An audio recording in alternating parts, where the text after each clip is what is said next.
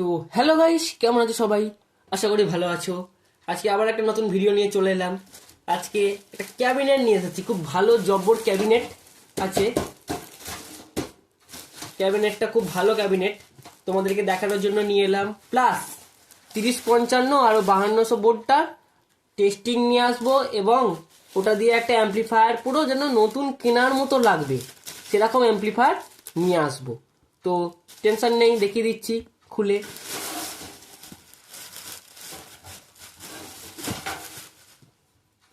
তো বন্ধুরা, খুলে দেখিয়ে দিলাম। খুব শক্তপোক্ত আছে ক্যাবিনেটটা। এগুলো লোকাল মার্কেটে 300-350 পেয়ে যাবে, আর অনলাইনে একটু দাম বেশি হয়।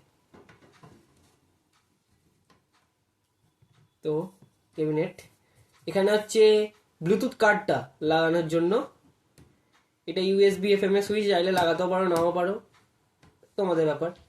কিছুই না, এটা থেকে আর অডিও আউট থেকে ভলিউম থেকে একটা সুইচ কানেক্ট করে দিলে, দিয়ে সুইচটা টিপলেই এফএমটা স্টার্ট হয়ে যাবে।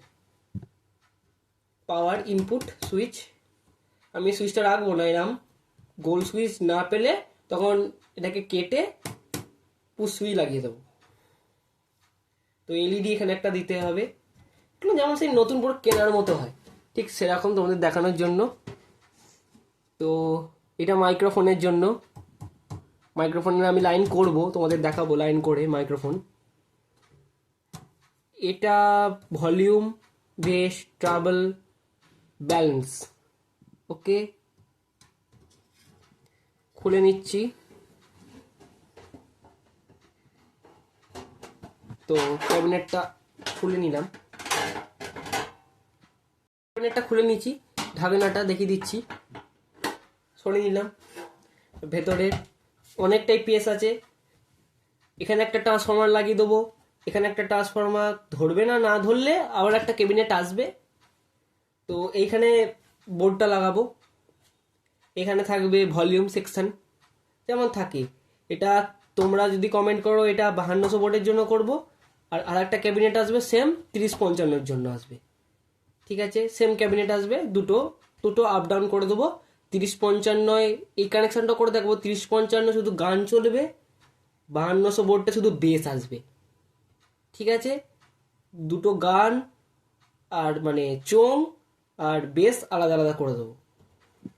যেমন এটা স্পিকার সকেট, এই কিছু কানেক্টার দেখিয়ে দিচ্ছি, কিছু কানেক্টার। তো আর সে যে সকেটটা থাকে লাগানোর দরকার নেই, এটা বাড়িতে বানাচ্ছ তো লাগিয়েও কি হবে, আর লাগিয়েও দিতে পারো, বেশি 40-50 টাকা দাম সকেটটা। এটা 12 ভোল্ট প্লাস মাইনাস দেওয়ার দরকার নেই, আমি 12 ভোল্ট দেবো না, কারণ দিয়ে মানে ট্রান্সফর্মার দিয়ে চালাবো, তো দেওয়ার দরকার নেই। তো খুব ভালো ক্যাবিনেট আছে, খুব ভালো ওজনও আছে। তো আমি কানেক্টারটা খুলে দেখিয়ে দিচ্ছি কি কি জিনিস আমি এখানে এর মধ্যে নিয়ে এসেছি। ঢাকনাটাকে উপরে বসিয়ে সুবিধা হবে।